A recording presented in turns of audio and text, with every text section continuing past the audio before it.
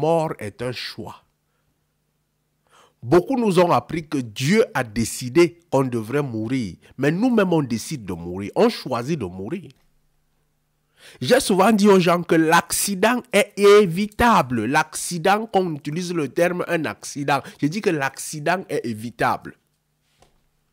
L'accident. Ça peut faire mal aux gens parce qu'on a utilisé le terme accident. Mais l'accident est évitable. L'accident est évitable parce que notre corps, lorsqu'on apprend à l'écouter, nous envoie des messages.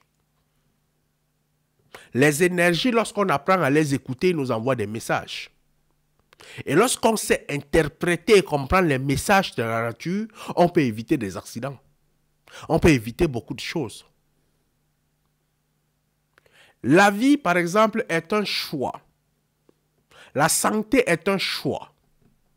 Lorsque tu décides de manger mal, tu as décidé de mourir, vrai ou faux?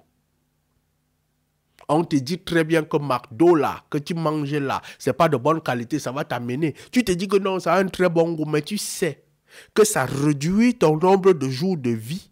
Ce n'est pas là maintenant, mais c'est qu'après peut-être 50 ans, tu vas commencer à avoir les rhumatismes. Mais tu dis que comme c'est bon aujourd'hui, tu manges. Tu es en train d'acheter quoi? La mort. Tu vas tout droit vers la mort et tu es fier d'aller vers la mort. Tu es en train de faire le choix de mourir. Le choix de mourir, ce n'est pas seulement aller prendre la corde, mettre au cou. Non. Le choix de mourir, ce n'est pas prendre une épée, mettre dans son ventre. Non. Le choix de mourir, c'est de savoir que j'affronte quelque chose qui me finit tout doucement. Beaucoup d'entre nous qui sommes en Europe, on a choisi de mourir. On a décidé de ne pas vivre. Beaucoup qui sont en Europe ont décidé qu'ils vont mourir. Et ils sont en train de mourir à petit feu. Ils meurent à petit feu comment? Ils ont choisi des activités qui les détruisent psychologiquement tous les jours. Ils savent que l'activité que je fais là, tous les jours, cette activité est en train de me détruire. Plus tu es assise, tu es en train de faire le flégueux. Tu es en train de faire un patient qui est en train de moto, qui est en moto, et ça ne te plaît pas. Tu es en train de faire... Tu n'es pas fier. Tu ne sais pas. Ce que tu es en train de faire, c'est que tu es en train de tuer ta santé. Et la santé d'un être humain commence par la tête. Lorsque tu es permanemment stressé au travail, il faudrait savoir que le nombre de stress que tu passes au travail, tu réduis ton nombre de jours de vie. Et ça, c'est difficile à comprendre. C'est pourquoi tous ceux qui sont en Europe, surtout qui sont dans des métiers dont ils ne sont pas fiers, dont ils ne sont pas joyeux, qui sont à la chasse de l'argent, réduisent tous les jours le temps de leur vie. Achètent tous les jours les maladies à la vieillesse. Ces maladies ne vont pas agir maintenant. Actuellement, tu vois l'argent, mais à la vieillesse, tu vas te retrouver, tu marches la tête comme ça. Pourquoi? Parce que tu stressais toute ta vie au travail.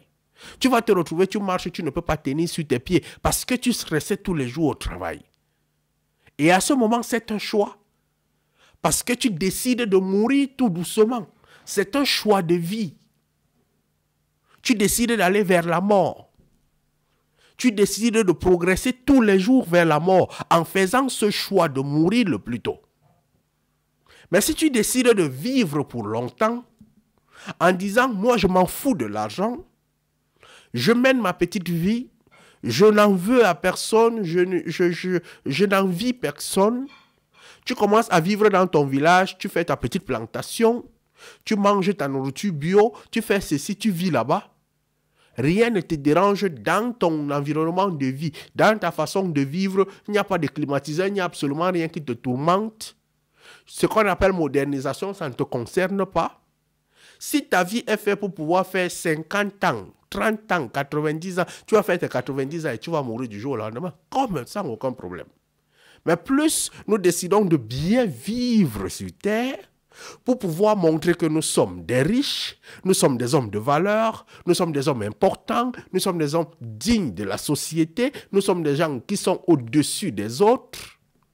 Plus on décide de le faire dans la société, plus on achète tout doucement notre maladie et on achète tout doucement notre mort. La vie est un choix.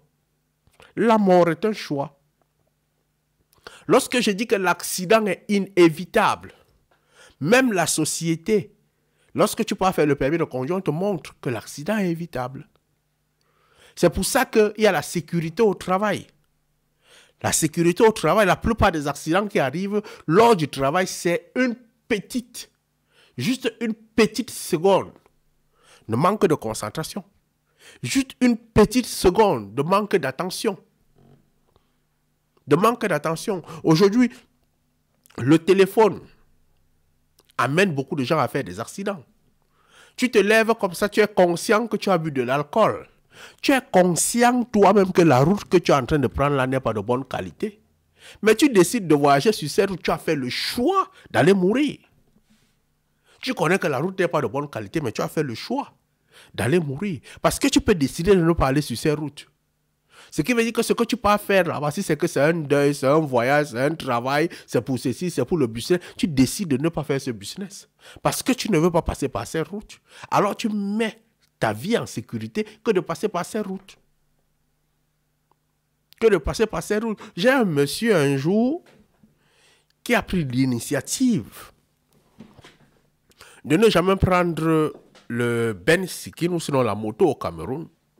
Il a décidé que lui, il savait que les motos étaient des choses qui tuaient beaucoup de gens. Et lui, il a dit, il ne prendra pas la moto en Afrique.